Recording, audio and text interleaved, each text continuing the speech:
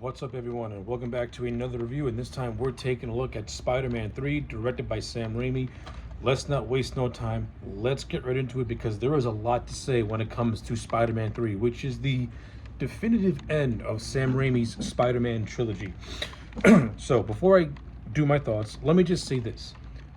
I do not think Spider-Man 3 is a bad movie. I do not think Spider-Man 3 is one of the worst movies ever made. When the term the worst superhero movie ever made gets thrown around, a lot of people go to X-Men The Last Stand or Spider-Man 3.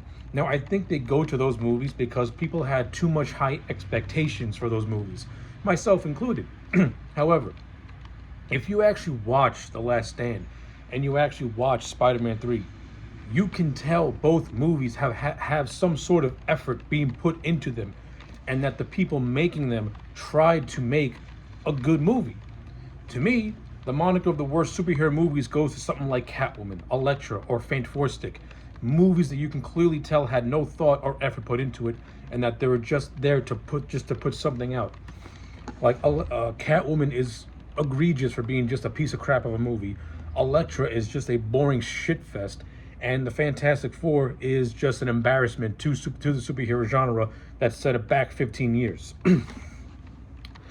Spider-Man 3 has the unenviable task of living up to the standard of the first two movies, while also trying to wrap up those first two movies in a satisfying conclusion.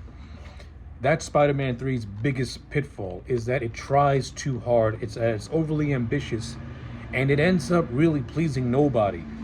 Does that say that Spider-Man 3 doesn't have any good things in it? That's a lie. Spider-Man 3 does have a lot of legitimate good things in it. It does have some good characters and good story arcs in it. But the way that Sam Raimi tells the story, you can tell that the story Sam Raimi wanted to tell was clashing with what the studio wanted him to do. And anyone who knows Sam Raimi as a filmmaker director, he's not a studio director. He's not somebody who does good under a studio. He's somebody who does good when he's under his own merits and when you just leave him alone. Just watch the Evil Dead movies. Watch a movie like Darkman. Or watch any of Sam Raimi's earlier works. Sam Raimi's at his best when he has complete creative control and you just let the man go free.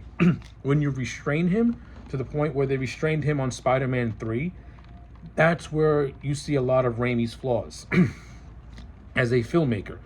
That's not to say this movie isn't visually stunning, because it really is. Like, Spider-Man 3 is some of the best visuals of the Spider-Man trilogy. Let's not kid ourselves. But in terms of the story, which is the most important aspect, you can see that's very, very muddled. But you can also treat that Sam Raimi is really, really trying to balance everything out. He just has too many handcuffs and too many constraints on him. So with all that being said, let me just go over my positives first. As always the case with these movies, the cast is never the issue. The cast is always one of the highlights of this movie. Tobey Maguire in his final portrayal of Spider-Man in a feature-length movie before No Way Home was solid. I like Tobey Maguire, always have, always will. Now, I understand that Spider-Man 3 gave birth to Emo Peter and Bully Maguire, and okay, I'm just going to get those out of the way. In isolation, Bully Maguire and Emo Peter are absolutely hilarious. But in the context of the movie, it's goofy. I ain't gonna lie, it's goofy. And the only reason why Peter's acting like this is because of the symbiote. And the symbiote is where the crux of the problem for Spider-Man 3 is really laid. Is the fact that Sam Raimi was forced to throw in Venom, and you can tell that Venom just does not fit the story that this man is trying to convey and trying to tell. The Venom symbiote convolutes everything, and because of that, a lot of characters have to get their screen time reduced. The Sandman gets reduced. Harry Osborn gets reduced. But I'll get to that when I get to my negatives. So, yeah. Bully Maguire. Out of context, it is really funny and is a great meme. In context of the film, it's cheesy. It's dorky. It's not cool. You know, Peter with the symbiote supposed to be aggressive, not supposed to be hokey. The only time where you see Peter legitimately angry and rage-filled is when he's fighting the Sandman in the subway. That's the only time where you get the sense of the symbiote really altering Peter's personality and really exposing the aggression that is hidden within him. That's where I think Sam Raimi understands the symbiote. And then he goes off the rails by making it jokey and hokey, and I don't like that. Now again, it all goes back to Tobey Maguire. Given the material that he had to work with, he did the best he could to make it work. But there are some legitimate scenes where I think Maguire is great. Like I love the scene where he goes to Aunt May to get her approval to marry Mary Jane. That's a beautiful, tender scene. The scene, there's a lot of scenes with Peter and MJ that are well acted, even though the relationship, and I think the problems with Mary Jane and Peter really stem from this third movie, and that's why this is often labeled as a very toxic on-screen relationship, is because Peter and MJ have no communication skills. And when you watch Spider-Man 3, you really see the problem of the relationship and why it doesn't work. The first two movies, it did work. This is the problem. This is the movie where their relationship became one of tainted. But again, I'm going to get to that momentarily. I want to talk about the acting. But the acting in the scenes, they're fine. Kirsten Dunst, she's a good actress. I like her as Mary Jane, always have been. In this movie, how they wrote Mary Jane, I did not like. Again, when I get to the negative, I'll elaborate further. Performance-wise, she was fine. I don't like the fact that once again, Mary Jane is reduced to the damsel in distress like she was in the first two movies. It's no different in this movie. Like, Mary Jane cannot catch a break. She's always having to be saved. James Franco as Harry Osborn. I mentioned it in my Spider-Man 2 review. James Franco / Harry Osborn has one of the best character arcs throughout the trilogy. But it's in this movie where it gets very, very muddy. So basically, at the end of movie 2, Harry Osborn takes the Goblin serum, and now he has control of the Goblin, and this is what leads to a very thrilling fight scene between Harry and Peter when Peter's swinging across Peter and Harry are fighting all over New York, and Peter at the same time is trying to make sure he doesn't lose the engagement ring that Aunt May gave him, since that was the ring that Ben gave to May. The whole scene culminates in Harry Osborn getting amnesia, and this is the movie haphazardly writing Harry out of the movie for a bulk of it. You see him in short scenes here and there, but Harry doesn't really come back to like the last half. Now this is where Harry's character arc gets muddy. Is the whole amnesia subplot that he goes through.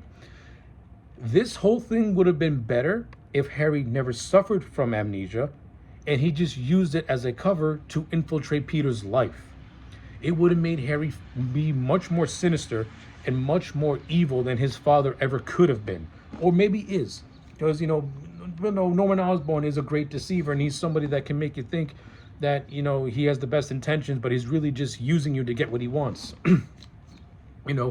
Harry taking that aspect from his father and applying that would have been so devilishly deceiving. Would have made Harry come across as just like a manipulative, conniving fuck. The best thing about it, the worst thing about it, I should say, is that the movie kind of hints at the fact that Harry may be faking the amnesia. And I believe in an earlier script that was the case, that Harry was indeed legitimately faking the amnesia and was only pretending as a way to have Peter bring his guard down, so that way he can enact his plan to get revenge. But then of course the script changed and they had Harry having the amnesia because now they had to force in the whole Venom thing. And I'm going to get to that once I'm done with Harry. So in terms of Harry's, in terms of the whole amnesia aspect, that was dumb. And then when he gets his memory back, that's when Harry goes back to reenacting his plan. This leads to another fight scene between Harry and Peter, in which Harry gets scarred on his face. And then that ultimately leads to Harry and Peter making a reconciliation at the end of the movie, in which Harry sacrifices himself to save his best friend, which I like. I love Harry's ending in this movie because he dies a hero and he dies a best friend to both Peter and Mary Jane. But getting to that moment was just very sluggish, very, very muddy, especially when Harry and MJ have a scene together where they have a kiss. And it's actually this scene with Mary Jane, which is what causes Harry to have his memory come back. Again, very, very muddy, and it should have never been that way. It should have been the whole faking the amnesia. That would have worked so much better, as opposed to real amnesia, which the movie tries to convey. So, I like some of the stuff with Harry in this movie. Like, the action sequences are great. The performance by James Franco was great. But it's the idea of the amnesia not being fake. That's what really brings down Harry's character arc in this movie, and muddies it when you get to the end, when he has that true redemption arc, when it's revealed by Bernard that that Spider-Man never killed his dad. No, Norman died by his own hand. Now, why the character Bernard waited so long to reveal this to Harry? Well, that's anyone's guess. But what are you gonna do? Now we get on to Eddie Brock and Topher Grace. I'm going to say this. Do I hate Topher Grace as an actor? No, I don't. Do I like him as Eddie Brock? I hate him as Eddie Brock. I don't like Topher Grace as Eddie Brock whatsoever. This version of Eddie Brock is more or less a dickish version of Peter Parker, a dorky Peter Parker. Now, if you are familiar with the character of Eddie Brock, he does not look anything like Topher Grace. Tom Hardy and his portrayal of Eddie Brock is more akin to how he looks in the comics, which is like this big, burly, jacked up dude, not this dorky, wimpy dude. But Eddie Brock also has self-confidence in himself, while this version of Eddie Brock doesn't.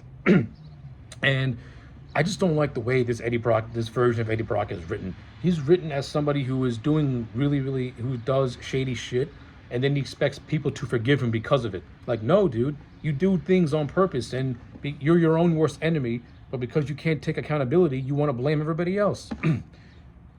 That's not really the Eddie Brock from the comics. Now, the whole thing with Eddie Brock in the comics is that he was a photographer, like Peter, and he was given bad intel on a serial killer. And because he was given that bad intel, he ended up being disgraced when that intel was proven to be false. And because of that, he lost his job at the Daily Bugle, and he had to work for tabloid journalism. And that's how Eddie got the name of Venom. He got the name of Venom because he had to write sensational garbage instead of having a more legitimate job. And that's what actually caused Eddie to have a hatred towards Spider-Man, not Peter Parker. Eddie Brock never hated Peter Parker. He hated Spider-Man. This version of Eddie Brock, he gets outed for being a dick, and he gets upset about it, and then he blames Peter for it. Now listen, you can have Eddie Brock hate Peter on a professional level. That's fine. But you have to do it in a way where Eddie Brock has got some sort of sympathy where you have some sort of sympathy for Eddie Brock. I feel no sympathy for this character because he does things to himself, and he wants people to give him a break when he doesn't deserve it. Another case in point, Eddie Brock thinks he's going out with Gwen Stacy. Meanwhile, Gwen Stacy said, "You just had a coffee, dude. I don't like you like that." But Eddie Brock's mind, he thinks that he's having this whole relationship with Gwen Stacy when it doesn't exist. He and Peter are fighting over a staff job at the Daily Bugle, and Eddie has to fake pictures in order to trick JJ into giving him that job. And then Peter outs him for being a fraud. And this is what causes Brock to lose his job and then get the Venom symbiote once Peter rejects it. Again, Eddie Brock's story in this movie is very convoluted when you look at it. Like, it's very convoluted, and it's forced. Like, Eddie Brock did not need to be in this movie. Again, if you're going to do a Venom story, then you should have did the original plan, which split Spider-Man 3 into 2 separate movies. So that way Brock's story can be played out in a much more linear way, and not in so much a condensed way. Because Eddie Brock's story in Spider-Man 3, you basically condensed a full movie into, let's say, 30 minutes or less than. That's not good. That's bad, because you give the audience no time to really get attached to this character. Not only that, you don't really give him any sympathy or have moments where you can be sympathetic towards him. That's another mistake. Topher Grace, I don't find him as a bad actor. I don't like his rendition of Eddie Brock. Not saying that Topher did a bad performance, because he didn't. He did the best he could with the material that he was given. But even Topher Grace would tell you that he was miscast in the role, because he just doesn't have that Eddie Brock look nor mentality. A character who I did like in this movie, but think that his inclusion was kind of sort of forced, was the addition of Thomas Hayden Church as Flint Marko, the Sandman. I like Church as an actor. I liked him as the Sandman. I think that they tried too hard to make the Sandman sympathetic on the same level as Dr. Octopus, where you understood Doc Ock's motivations and what he was trying to do. He was trying to do something for a greater good, but he was just blinded by ambition. The Sandman, on the other hand, His is much more complicated and a little more convoluted in the sense. Basically, Flint Marko is an escaped convict who is trying to reconnect with his sick and dying daughter. It's also revealed that it was actually Flint Marko who killed Uncle Ben during the events of the first movie, and that the man Peter chased did not kill Uncle Ben. That's a bit of a reach. That's a bit of a stretch. But I'll run with it. It's what they do with the Sandman in this movie that can go up and down, because they're trying to make the Sandman overly sympathetic, but at the same time, unlike Doc Ock, who you understood his motivations, the Sandman is basically just doing things. Is basically just doing things, and he feels kind of forced. Like, it didn't feel organic to me. Like, the Sandman's motivations and doing things for his daughter, it feels like the movie is forcing a tug at your heartstrings for you to feel sorry for this man. Now, I understand this. The whole movie is built on the premise of forgiveness and Peter forgiving the past, so that way he can move on to the future. Like, I get that, I understand that, but I think it's all just very muddled and convoluted, just trying to get to that point. Having Sandman being the killer of Uncle Ben, okay, it could work in some aspects, but at the same time, you also paint the Sandman as having the sick and dying daughter, and now he has to do dastardly things in order to save his daughter. And then you have the whole just ridiculous origin of how the Sandman got his powers when he falls into a scientific pit and a spinning machine has sand fused into his DNA, into his cells. Okay, whatever. And the whole team up of Sandman and Venom at the end is just forced also. Like, it's just very forced. It's forced. Like, this is, again, Venom did not need to be in this movie. There was no need for it. There's no need for the symbiote if you're not going to do it justice. Sandman, you can make a case, could be in this movie, but at the same time, honestly, truthfully, the only villain this movie really needed was Harry. Spider-Man 3 should have been a more personal story between Spider-Man and Harry Osborn on his road to redemption. If you want to throw in this Sandman as a greater threat that these two got to take down, that's fine. Or if you just want to do Venom as a greater threat that these two have to take down, that's fine too. It's all on how you get there. And this movie took a very convoluted road to get to that point. And again, I cannot stress that enough. Let's talk about another thing I do like about this movie are the action sequences. Like I said, I already mentioned the first scene with Harry and Peter. That was a lot of fun. But then you also have some cool visuals with the Sandman. And Raimi, you could tell Raimi really wanted to use the Sandman because he really wanted to flex his creative muscles with the Sandman visuals. And a lot of the visuals of the Sandman are absolutely fantastic. With the best scene being when Flint Marko first realizes he's a sand monster, and he learns to control his powers when he's coming out of that pit, and then he sees the locket. Greatly directed scene. And then you got the first scene with Sandman and Spider-Man shortly after an award show. That was a fun scene as well. And I also like the scene of Harry and Peter duking it out in Harry's house. That was a fun little scene. That was really well done. And the whole third act, when Goblin and Spider-Man team up to take on Sandman and Venom. That was a fun scene too. I enjoyed the third act. It was actually well done. And that's actually the final battle with Spider-Man and Harry against Sandman and Venom.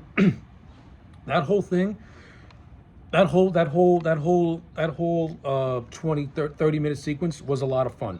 And it really, capped off this version of Spider-Man in a satisfying way in terms of a final battle. But like I said, getting there is very, very hit and miss. All right. And let me do the supporting characters before I go to my negatives. Rosemary Harris, like I said, once again returns in this movie. She's not in it all throughout, but she has a lot of nice scenes with Peter. The scene where she tells Peter the story about how Ben proposed was a great scene. Was a nice, tender scene. And the scene where Peter Parker is lamenting is having his moment of crisis after hitting Mary Jane. That's another scene that was also really well done and enforces the fact that Peter is a good man. He's just not ready. There's just certain things that he has to rectify with himself first before moving on. And once again, he has his voice of reason to to support him. Good stuff. J.K. Simmons once again returned as J.J. Jameson. Has a lot of fun moments. And I'm going to leave it at that. A lot of fun moments. I love the scene where a little girl pretty much gets him at the end of the movie. That was funny. Yeah. And of course, you have Bryce Dallas Howard as Gwen Stacy, Peter Parker's first love in the comic books. I'll say this. I like Bryce Dallas Howard in the role as Gwen Stacy, but at the same time, I really don't see the need to have Gwen Stacy here. Gwen Stacy is basically used as a plot device just to have Peter make Mary Jane jealous or get under Mary Jane's skin. You could have used Betty Brant in that jazz club scene and you would have still got the exact same reaction. Gwen Stacy serves absolutely no purpose in this movie. I don't know why she's in there. It's fan service, but really bad fan service. Because everything you did with Gwen Stacy, you could have easily done with Betty Brant, and the movie would not have changed one bit. It would have still been the exact same movie. That's a fact. Another negative that I don't like is the inclusion of the symbiote. Now, I already talked about how I didn't like the character of Eddie Brock in this movie and how it just doesn't fit. That all traces back to the symbiote. Now, if Sam Raimi actually had more of a knowledge of Venom, now I get it. Sam Raimi's fandom with Spider-Man is from the classic era, the golden era, not really that late 70s going into the 80s and 90s era. Venom is a product of the 90s. He's the anti-hero. And I can understand if Sam Raimi does not understand that. But at the same time, you would think that a character like Venom would be just visual eye candy for Sam Raimi to want to sink his teeth into, especially from a horror aspect. And we do get a little bit of that in the third act, where Raimi does treat Venom like a movie monster, which was actually pretty cool. But how Raimi chose to handle the symbiote, I did not like it. Like I mentioned, the symbiote is supposed to enhance your aggression. It's supposed to enhance your personality. The symbiote, more or less, it's its own separate entity with its own separate personality and stuff like that. In this movie, it doesn't really this movie does not do a good job at conveying the symbiote as its own independent entity. It just treats it as just this black gob of glue that sticks to Peter and just alters his personality a little bit. It doesn't really, and that's about it. In the comic books, the symbiote has a mind of its own, and it's able to dictate it's able to control you in a way. In this movie, it's almost as if the symbiote has no self-control, because there are a lot of moments where Eddie Brock seems to be in complete control of the symbiote, as why he's able to peel the mask, to peel it back every so often to show his face. I don't get it. Because the symbiote is not supposed to be controllable. It's supposed to control you, not you control it. I didn't really understand that. The only time where I felt that the symbiote was controlling something was when Peter and the Sandman, as I mentioned earlier, were having the fight in the subway. That's the only time where I felt that the symbiote was controlling you and not you controlling it. But with that being said, I do like the look of the black suit in live action. It looks awesome. Venom, for the limited screen time he does have for the time for 2007, did look really, really good on screen.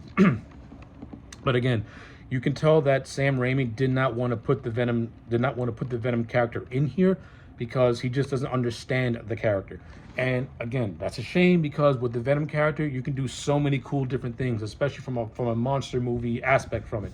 And like I said earlier, you do get some of that. You do get some of those moments in this movie, like the whole church scene, where Peter's ripping off the symbiote and it drops down to Eddie Brock.